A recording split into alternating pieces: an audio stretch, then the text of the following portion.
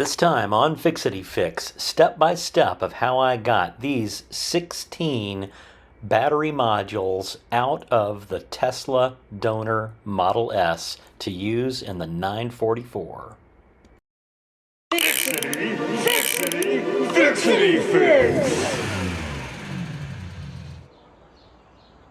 You should only work on an EV under the supervision of a certified EV technician, or it could be very dangerous.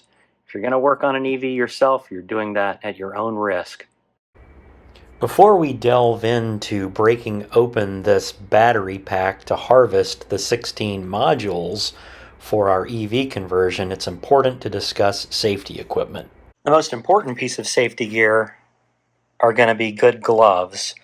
These are rated to 1000 volts. These rubber gloves go inside the leather protective gloves. It's important not to use the rubber gloves alone because they might tear and a person could get electrocuted. It's important to have a quality voltmeter and a known good battery, DC battery, to check the voltmeter on each and every time you're about to work on an electric vehicle. A high quality set of insulated sockets is important, along with an insulated ratchet and extension. This isn't ideal. These pry bars are metal, but I have made an effort to insulate them with heat shrink tubing, although that wouldn't stop electricity from flowing through the tip to the end. Safety glasses, of course, and a good set of insulated screwdrivers. For anything on this battery pack, I am wearing rubber-soled shoes, and I'm rolling around on a stool with rubber wheels, so I'm insulated from making a circuit with the floor. I'll leave links in the description for all this stuff, and remember, if you use our links to purchase something on Amazon, it doesn't cost you anything more, but the channel gets a small commission that helps us get our videos out to a wider audience. Now we have to drain all the coolant out of the battery packs, and to do that we're going to access the quick release ports for coolant on the battery with the quick release female piece from the car. This was just removed from the Tesla. And that simply clamps down onto here, keep some pressure on it.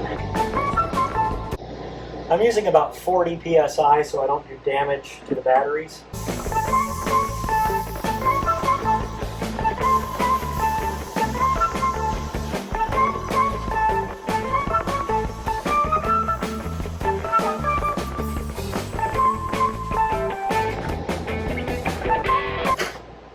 Good couple of gallons of coolant out of the batteries. Next step is to clean up my mess and then crack into this thing. Well, it's time to start knocking out all the Torx bolts and a few nuts from the top of the battery pack. It's going to require a size 8 external Torx driver, a size 8 internal Torx driver, and an 8mm socket, hex socket, for a few of the nuts here on the top of the penthouse. First step is going to be pulling the plastic. I've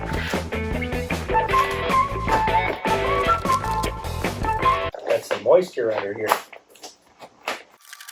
Lots of moisture under here.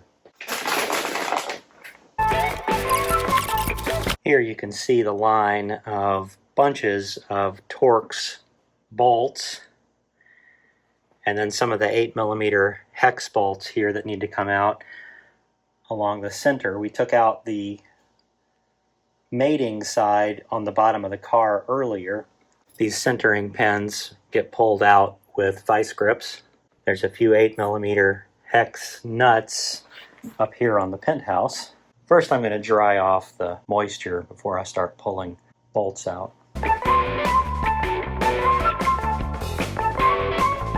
I trust these battery packs are sealed well enough that this won't be a problem once we get in, but you never know. I do not want to be working on a wet 400 volt pack. As my friend Jay always says, DC wants to kill you. I'm just wearing regular nitrile gloves for the outside work. By the time we get to the inside work, I'm going to be a lot more careful, and I'm going to be wearing 1000 volt rated insulated gloves with covers over those. I'm going to remove the penthouse bolts last, so I'll start here, just on the other side of the penthouse.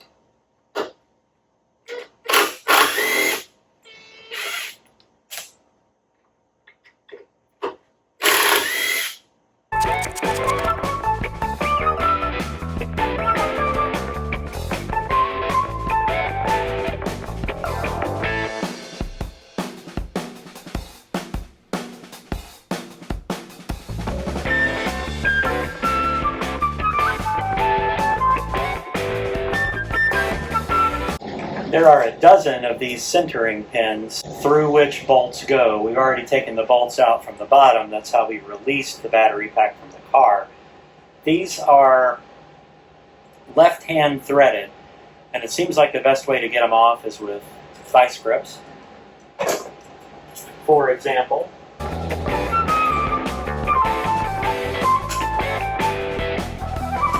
so clockwise loosens. So that's all the little Torx bolts and all of the sintering pin female parts. Next, we've got a whole bunch of 8mm bolts and a few 8mm nuts.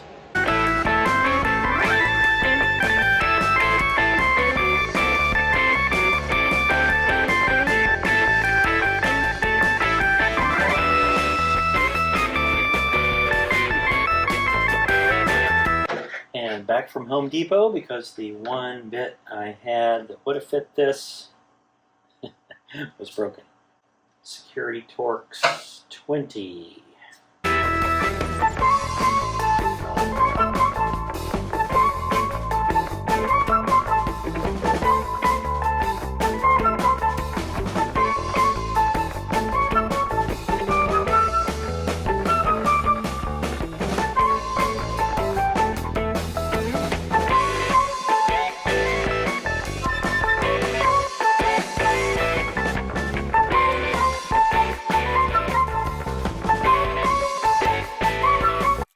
Now let's disconnect the coolant lines along the perimeter. I use this pick tool and I get down into here. You see that? Where I'm under that yellow flange there. Oh, okay, yeah. And then I push it in and I pull out so that this thing disconnects, and then just give it a tug.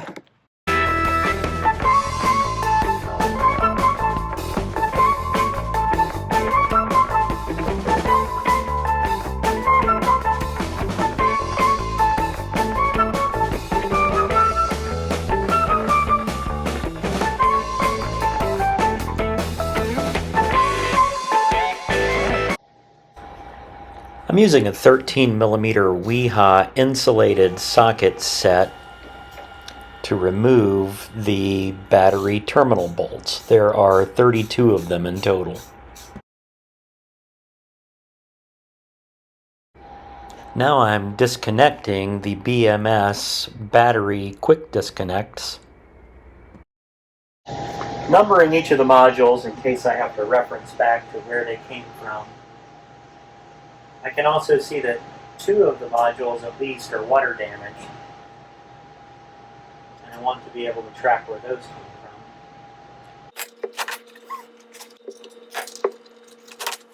from. I'm stacking the modules right here in the corner, under the water spigot. That's okay, the supply is turned off. So to remove the batteries, I've got some insulated pry bars. I've simply insulated them with some thick wall heat shrink tubing. Got my high voltage gloves and liners. Now, in this battery pack, because the pyro fuse is removed, the contactors are off. The contactors are just high voltage relays. So the only voltage we have is each pack. I've gone through and I've measured each pack, and they're all at 23.3 volts, which is close to half of a charge, which is about what you want for storage. A lot of people don't use gloves for this part because there's less risk with low DC voltage than the severe risk with high DC voltage, but I'm not taking any chances. So to take each battery pack out, you'll notice I started with the middle battery pack. Theoretically, if the contactors were to somehow close, each time you remove a pack from the middle here, you half the voltage on each side. So that's why I'm doing in the middle first, and then in the middle here, and then in the middle on the top. These pieces just pull right out. Sometimes you have to pry them out.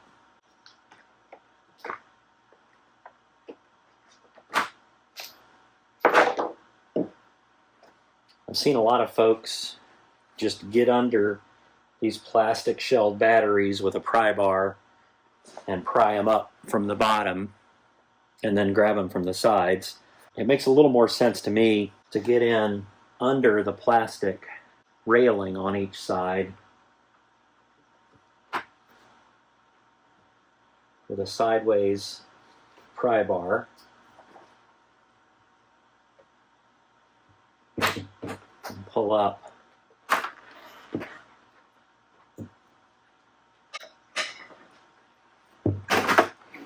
Slide it back out from under the bus bars. These are heavy, they're 55-ish pounds. So we're going to use our good body mechanics and make sure there's not any tripping hazards in the way.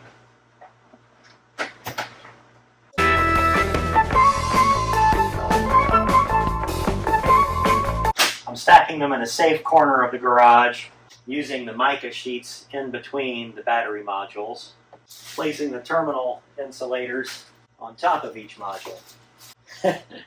I realized I just told you I was going to take this one out, and I ended up taking that one out. It's not that big of a deal since the voltage is already halved and the contactors I've verified with the voltmeter are off, but it would be better to take out every other one after removing the middle one.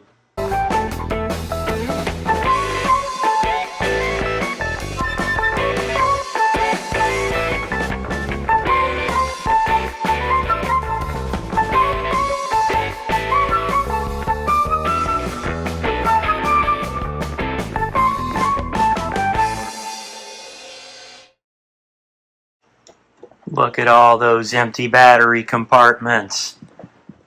And look at all those battery modules. No touchy. I gotta say, I'm beat. That was some physical labor getting those battery modules removed from the battery pack and stored over in the corner. So I'm gonna call it a day. I'll see you next time.